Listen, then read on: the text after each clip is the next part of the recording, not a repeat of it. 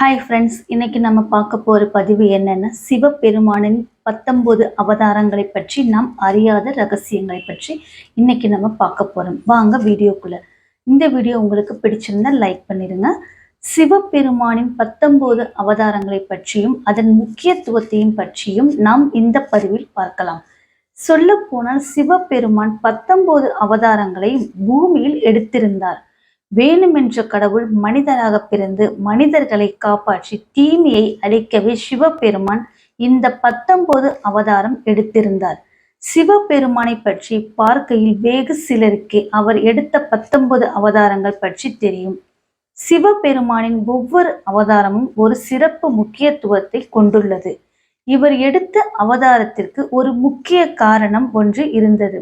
அது மனிதர்களை தீமைகளில் இருந்து காப்பாற்றும் நோக்கமே ஆகும். பிப்லாட் அவதாரம். ஒரு துறவியின் வீட்டில் பிறந்தார் சிவபெருமான். ஆனால் பிப்லாட் பிறப்பதற்கு முன்னதாகவே அத்துறவி வீட்டை விட்டு சென்றார். சனி திசையின் இருக்கை நிலை சரியில்லாததால் தான் தன் தந்தை வீட்டை விட்டு சென்றதை வளரும் போதுதான் புரிந்து கொண்டார்.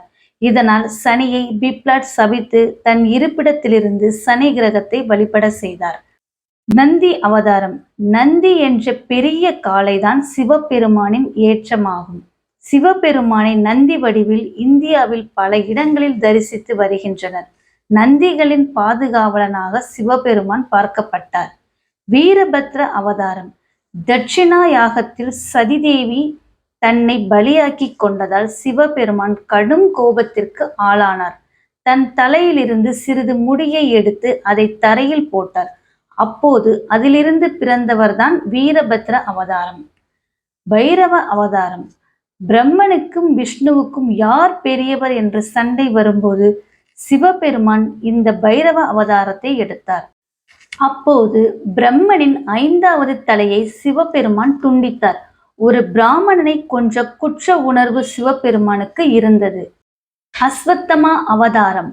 பார்க்கடலை கடையும் பொழுது சிவபெருமான் கொடிய நெஞ்சை உட்கொண்ட அந்த நேரத்தில் அவர் தொண்டை எரிய துவங்கியது. அப்போது சிவபெருமானின் உள்ளிருந்த விஷ்ணு புருஷ் வெளியே வந்தது. அதற்கு கடவுள் ஒரு வரத்தையும் அளித்தார்.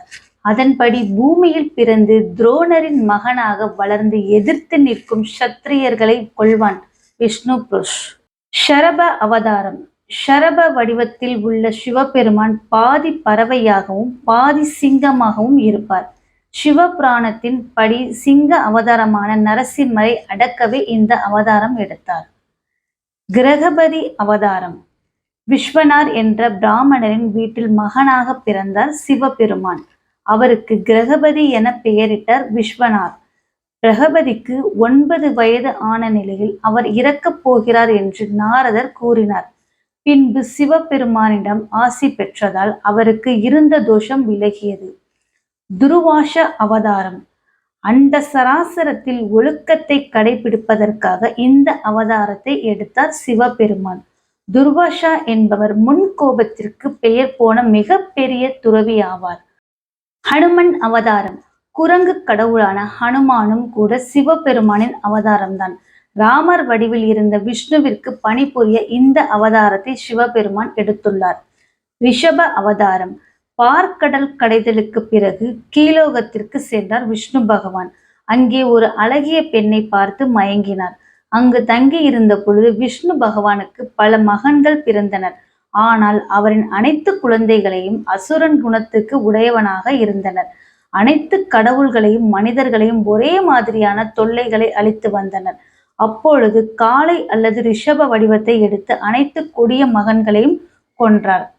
யாதிநாத் அவதாரம். ஒரு முறை பழங்குடி சேர்ந்த ஒருவன் வாழ்ந்து வந்தான். அவனும் அவன் மனைவியும் தீவிர சிவ பக்தர்கள் ஆவார்கள். ஒரு முறை யாகித் வடிவில் சிவபெருமான் சந்தித்தார். அவர்கள் இருக்கக்கூடிய சின்ன குடிசையில் விருந்தாளிகளை தங்க வைத்து தாங்கள் 2 பேரும் வெளியே படுக்க தீர்மானித்தார்கள். ஆனால் அன்று இரவு வனவிலங்குகளால் கொல்லப்பட்டார்கள். அப்போது அவர் மனைவி சாகும் ஒரு நொடியில் தனது உருவத்தை வெளிக்காட்டிய சிவபெருமான் அவளுக்கு ஒரு வரம் அளித்தார். அதன்படி அவளும் அவள் கணவனும் மீண்டும் மண்ணில் பிறப்பார். கிருஷ்ணதர்ஷன் அவதாரம். ஒருவர் வாழ்க்கையில் யாகம் மற்றும் சடங்குகளின் முக்கியத்துவத்தை உணர்த்தவே சிவபெருமான் இந்த அவதாரத்தை எடுத்தார்.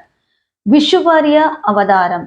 அனைத்து விதமான ஆபத்துகளிலிருந்து மனிதனை காக்கவே சிவபெருமான் இந்த அவதாரத்தை எடுத்தார். சுரேஸ்வர் அவதாரம். தனது பக்தர்களை சோதிக்க இந்திரன் வடிவில் உருவெடுத்தார் சிவபெருமான்.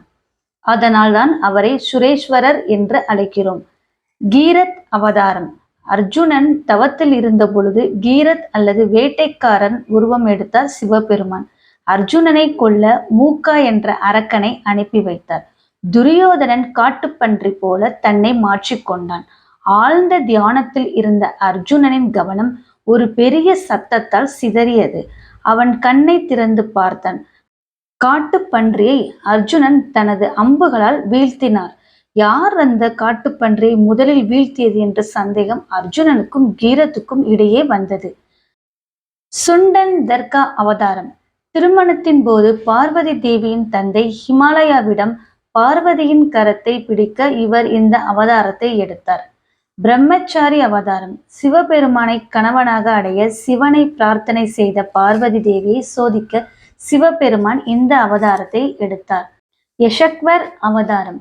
கடவுள்கள் மனதில் குடிகொண்டிருந்த போலியான அகம்பாவங்களை ஒழிக்கவே இந்த அவதாரத்தை எடுத்தார் சிவபெருமான்.